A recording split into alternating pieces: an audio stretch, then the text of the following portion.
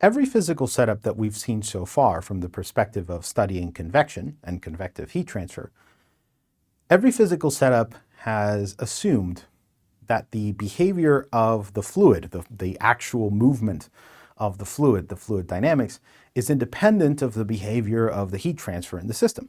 Whenever we think about flow past flat plates, for example, we've always made the assumption that the background speed and the resulting behavior of the boundary layer is strictly a function of things that have to do with the fluid mechanics of the system and not necessarily a function of things like the temperature difference between the plate and the fluid or the thermal conductivity of the fluid or anything like that. And that has been the dominating approach because of the fact that for systems where we have a strong background flow, something that's creating a fluid flow as a result of external forcing, this approximation that the fluid mechanics is not influenced by the heat transfer is roughly true, right? It's good enough to get us good estimates. But it turns out that there are certainly physical systems where not only does the fluid mechanics affect the heat transfer, but the heat transfer affects the fluid mechanics. And to be completely clear, right, every system that we've set up so far, in every system we've set up so far, the fluid mechanics has influenced the heat transfer, right? The background speed tells us a Reynolds number. The Reynolds number goes in and tells us a Nusselt number, which tells us heat transfer rates and heat transfer coefficients. So far, the fluid mechanics affects the heat transfer, but we haven't seen or studied a situation in which the heat transfer affects the fluid mechanics, other than just kind of cursory descriptions when we started talking about convection, period. And so what I want to talk about now is that scenario, a scenario of so-called free convection, where the thermal and kinetic energies of the fluid interact, that the heat transfer in the problem affects the fluid mechanics, which then affects the heat transfer, and you create this very complicated feedback loop, complicated enough that we won't really be able to study these systems with even close to the same precision that we have for studying systems where we have forced convection, right? Where there is no coupling of the heat transfer to the fluid mechanics, at least in that direction, okay? So we're not going to do a deep dive into trying to study how these systems work because they are so complex that they tend to have to be studied on a case-by-case basis. All that I'm interested in trying to do for this lecture is to try to come up with a way to tell you some characteristic things, some important things to look out for when we are dealing with modeling these sorts of systems, or at least one class of such systems, okay? So here's an interesting physical setup to consider that is a very common physical setup associated with so-called free convection. Let's suppose that I have some wall with a vertical length L and some surface temperature Ts. It's surrounded by a fluid on its right, which has the standard fluid properties for both fluid dynamics and heat transfer, right? So dynamic viscosity and density, but also specific heat capacities and thermal conductivities. It's got all of the standard material properties that we've seen so far. The fluid has this kind of ambient background temperature T infinity, which it reaches once you move, all the way as much as you can to the right from this wall. And that is it. That's all it is. Notice that there's no background flow. We haven't said anything about the behavior of the fluid. There's no flow that's causing the fluid to move up or down. At least there's no behavior that's forcing the fluid to do this. And so is this actually a convection problem? Yes. We touched on briefly when we were talking about the problem of convection in broad terms, that we had to somehow observe that temperature imbalances cause fluid flow to occur. And how does that happen? Well, we talked about it before, but I'll just give you a brief recap. You can imagine, right, that the fluid, which is located next to the wall, is going to be at a higher or lower temperature than the fluid that is all the way out here. Let's assume for the moment that that fluid, that this temperature, Ts, is larger. It doesn't have to be larger specifically, but just for conceptually, right? We assume that the liquid that's around here is at a larger temperature. And we know from the study of materials, right, from the behavior of material properties from physics, we know that usually whenever we increase the temperature of a material, its density tends to go down, which is true for nearly all fluids. Okay? And so what effectively happens is that near the wall, we can create a pocket or pockets or whatever. We create pockets of liquid that have some density rho s, which is smaller than the density of the liquid all the way out here, or even in the neighboring region. And the reason that this matters is because now this pocket of liquid can be thought of in a very rudimentary way. This is a very gross approximation. But this pocket of liquid is effectively behaving like an object that has a lower density than the liquid that surrounds it. And what happens if I, for example, take an object that has a density that's smaller than the liquid that I'm submerging it in, and then I submerge it? Like, what's going to happen to that object? It'll try to float. It'll come back up, okay, as a result of buoyant forces. And that's exactly what's going to happen here. What's going to happen is that this little pocket of liquid that has a smaller density is going to feel a buoyant force and is therefore going to start moving upwards, creating a flow in the system. And so because it creates this flow, now there's a background speed, right? It may not be uniform. The flow profile may be far more complex than anything that we've seen in forced convection. But nevertheless, there is a flow, which then affects the way that heat is being transferred between this wall and the surrounding fluid, okay? And if we had enclosed this thing, then you can imagine that that flow maybe like recirculates. We create things called convection cells. All kinds of interesting stuff begins to occur. And so this is just one mechanism via which nature provides us a way of converting temperature differences or thermal energy or whatever you want to think about it as into flow or kinetic energy or whatever you want to think about it as. Okay?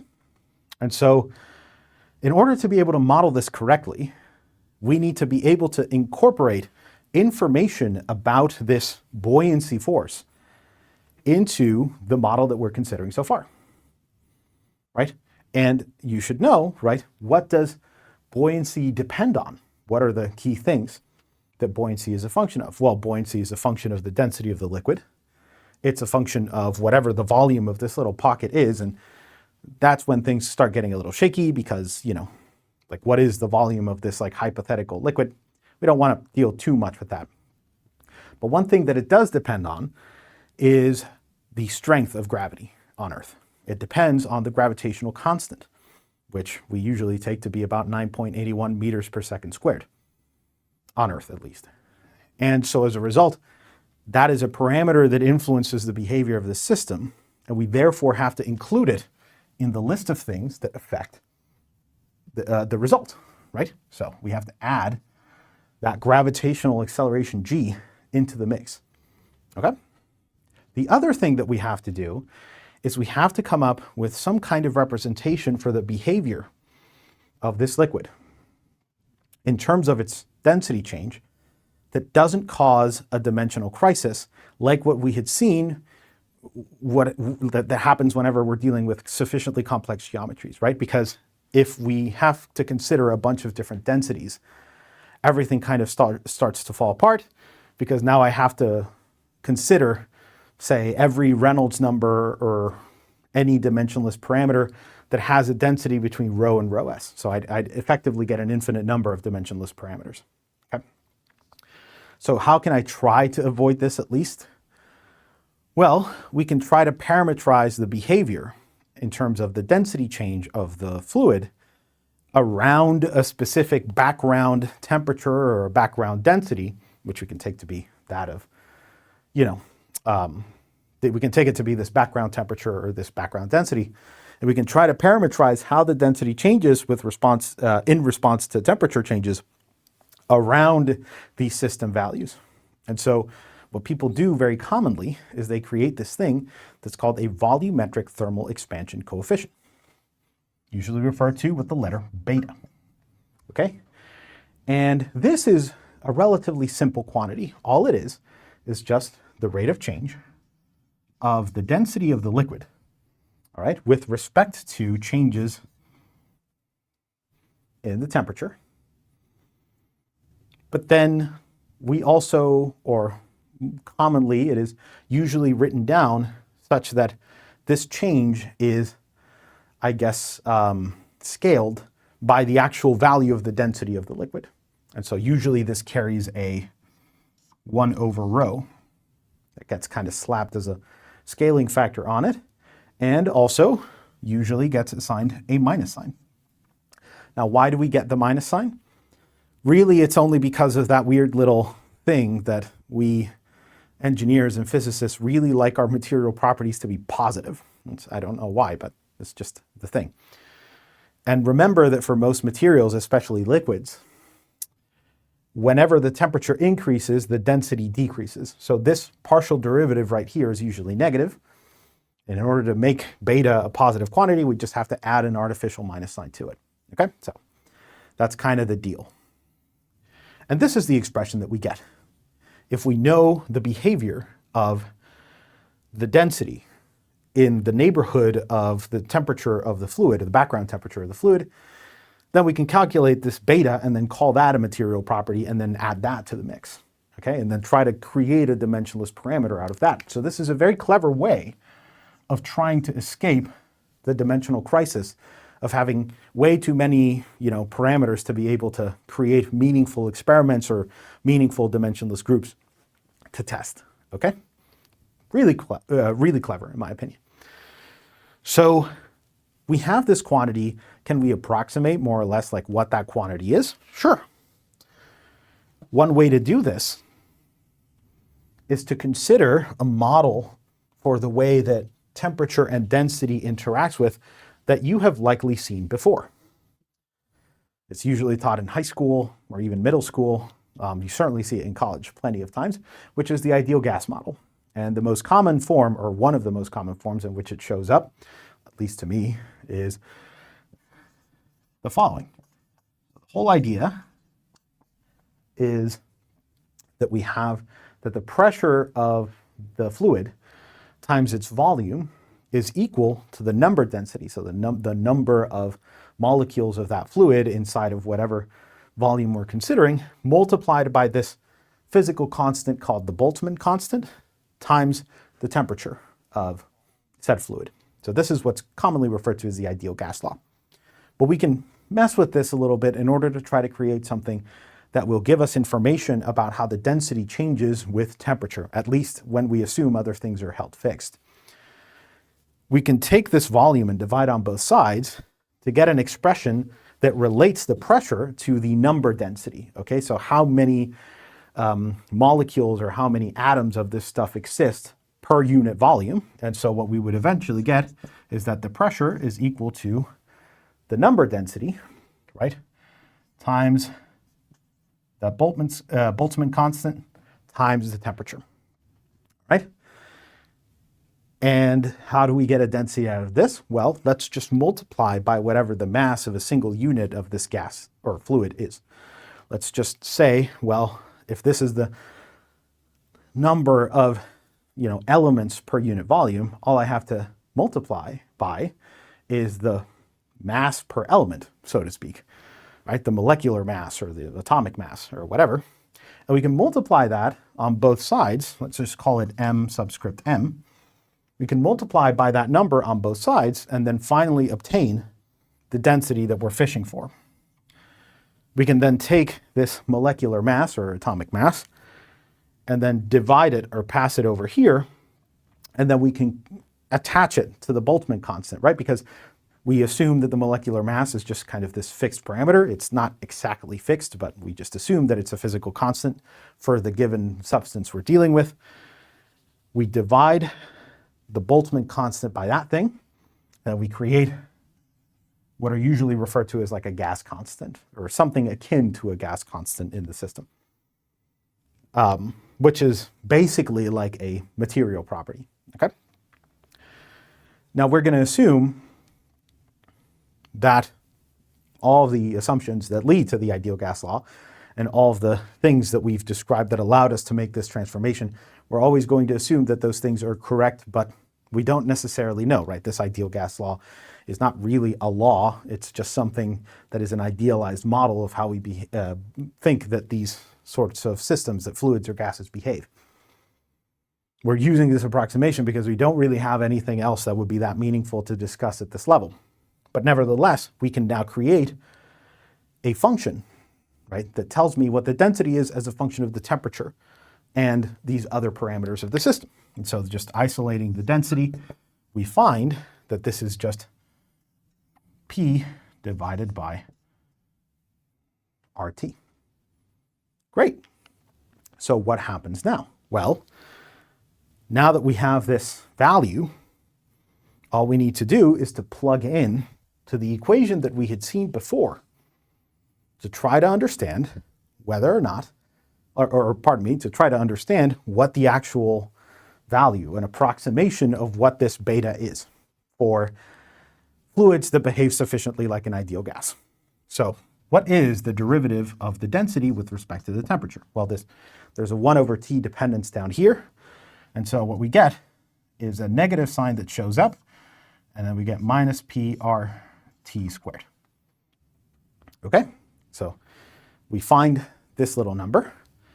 We want to multiply this by a 1 over rho. So we already have the expression for rho, and so really this is just RT divided by P. And so you see that a bunch of stuff starts to cancel out, right? The R's cancel, the P's cancel, and then one of the T's cancels. And then, of course, we have to add a minus sign, which cancels this minus sign right here. And so ultimately, for ideal gases, we observe that this beta, this volumetric thermal expansion coefficient, is approximately 1 over the temperature. Now, what does this mean? It means that how much fluid expands or contracts as a result of temperature changes is itself a function of the base temperature of the system. The larger the temperature, the smaller that that expansion is going to be. Okay?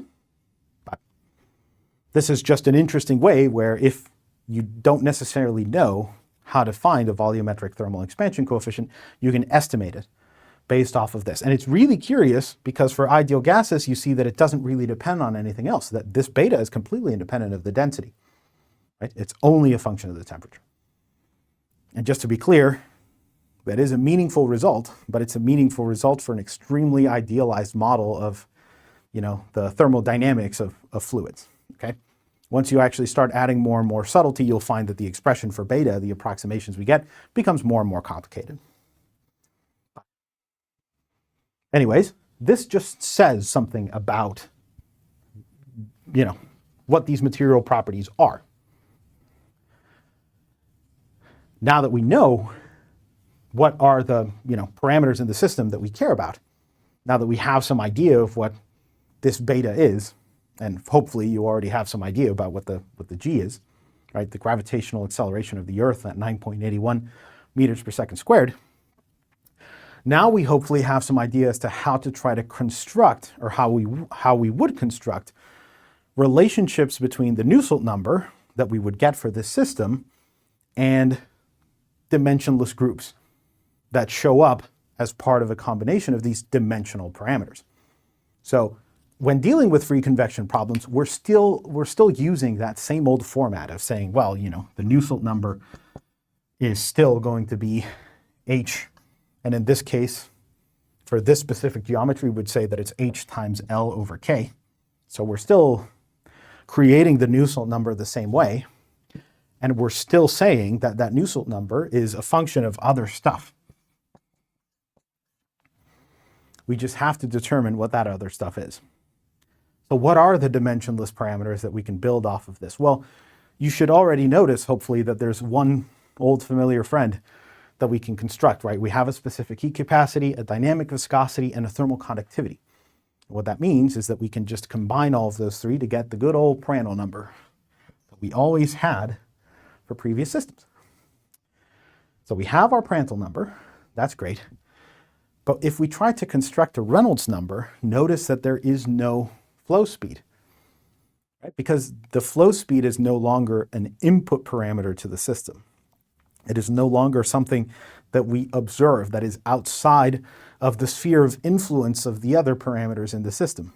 Now, as it turns out, the flow speed, whatever that is, whatever characteristic flow speed shows up in the system, however we define it, it will be a function of all of these other things.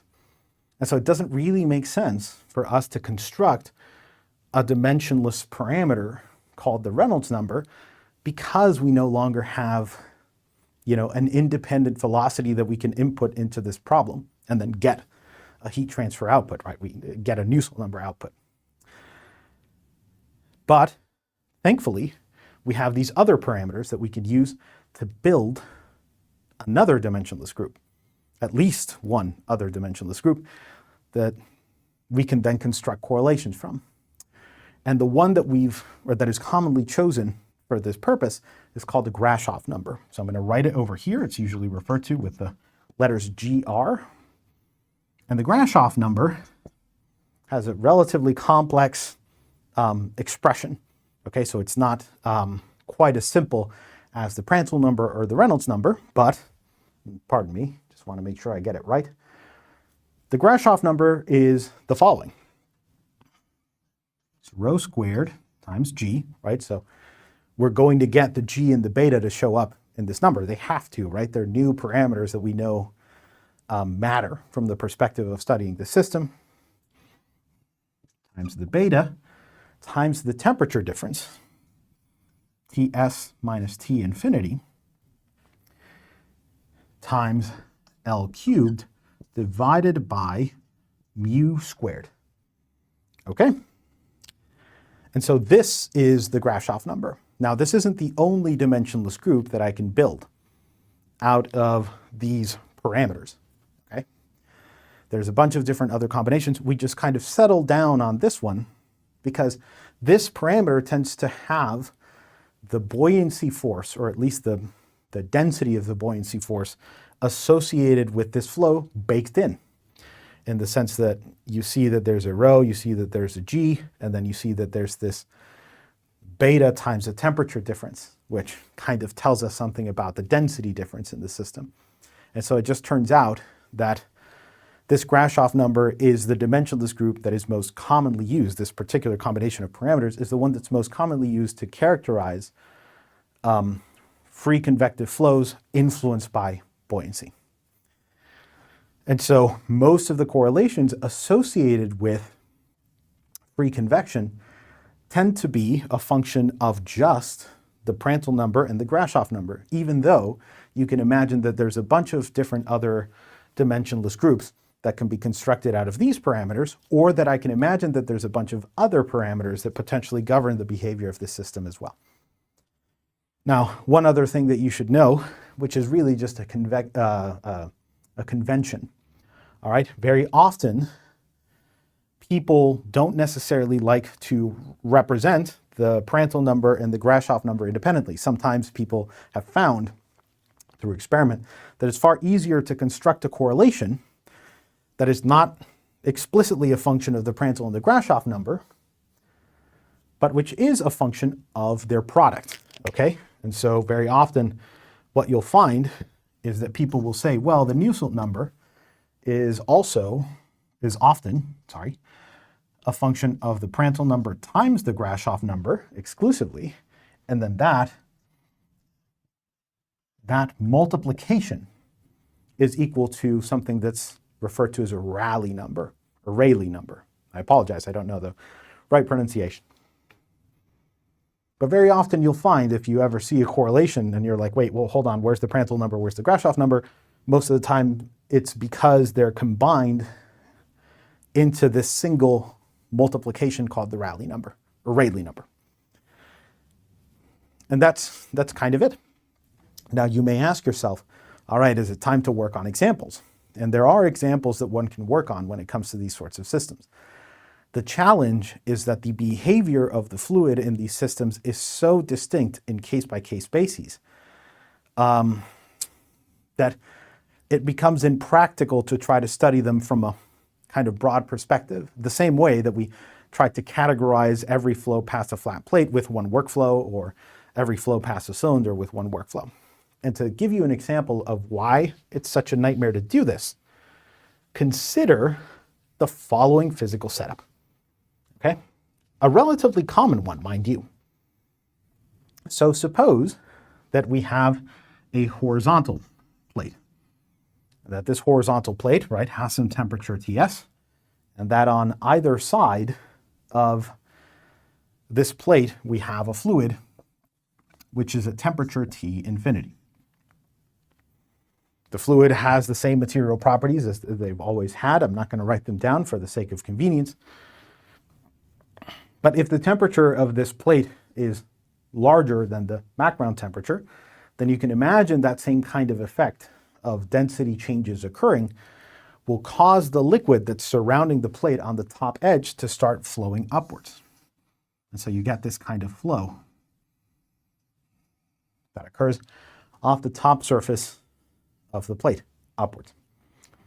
And so trying to analyze this system will generate a set of specific correlations that you need to use to be able to figure out what, the heat transfer from this side of the plate out into the environment is, right? In the same way that we did it for flow past a flat plate.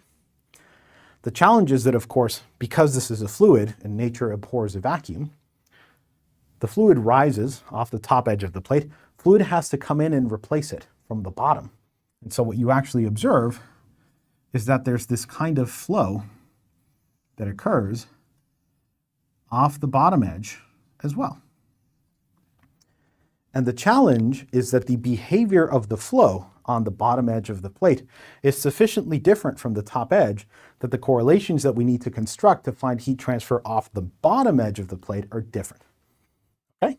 And so now the complexity of the generated flow means that the complexity of the workflow associated with solving free convection problems increases drastically, which is why I'm not going to delve into them in that much detail. Nevertheless, correlations do exist. You'll find most of them in any standard introductory heat transfer textbook, but don't expect them to be that precise. We already don't expect that much from, the accuracy of correlations for forced convection. You should expect it even less for free convection, simply because of the complexity of these systems.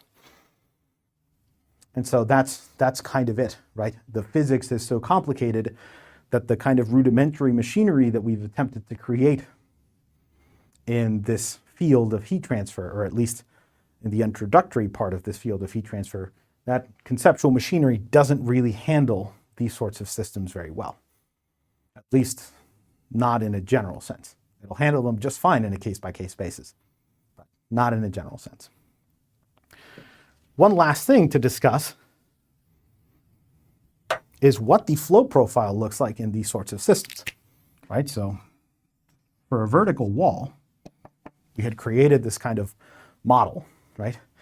And what does the flow profile look like in buoyancy-driven free convective flows? Assuming, once again, that the temperature of this wall is larger than the temperature of the fluid all the way out, well, we know that from the no-slip condition, the velocity of the fluid next to the wall has to be 0. But we also know that when we go far enough out, far enough away from the wall, that the temperature of the fluid is roughly uniform, which means the density is roughly uniform, which means that there isn't really that much flow. And so the flow profile that we observe for these sorts of systems tends to have the following shape, where it starts off at 0, grows up until a maximum value, and then eventually starts to drop asymptotically until it hits 0, all the way out at, the edge of infinity, so to speak. And even though these flows are too difficult for us to understand from a pure physical perspective in the context of this course, they are nevertheless super important. And I want you to think back, as just a simple conceptual example, of a flow of this kind. Think about the first exercise we ever did. In that exercise, we talk about the fact that the human body is roughly at 37 degrees Celsius, right, 98.6 degrees Fahrenheit, and that it stays that way as a result of a complicated metabolic thermostat, in our bodies, that keeps us at that temperature by emitting heat constantly. That emission of heat happens into ambient air that's usually somewhere between 21 and 23 degrees Celsius, at least in circumstances in which we feel comfortable. And as a result of that temperature imbalance, the air that surrounds our body changes density as it gets close to our body. And that change in the density causes a buoyancy force which causes it to rise.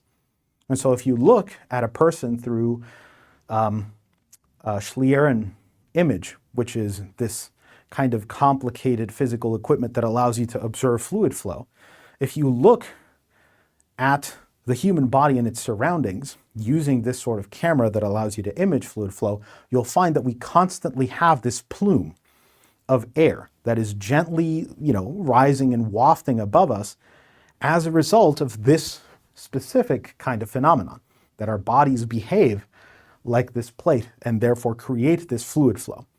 And that's good because that fluid flow enhances the heat transfer that then helps keep us at a nice and comfortable 37 degrees Celsius.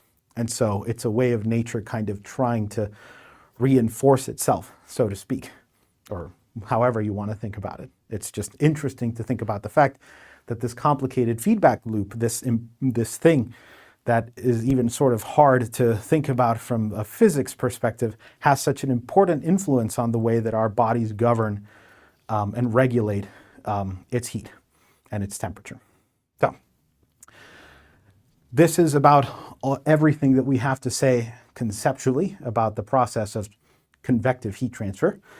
But we still have at least one other subject to talk about, one which is more practical, and it involves the usage of devices that are governed by the approximations or laws of convective heat transfer, devices that utilize these laws to transport heat and thermal energy from one liquid to another. And we've talked about those devices before. We called them a heat exchanger. I showed you what they looked like.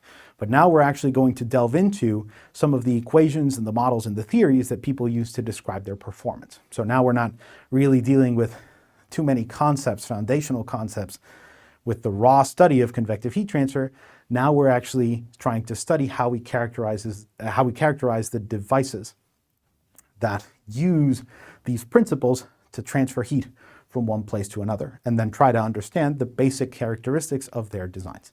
And we'll do that in the next lecture.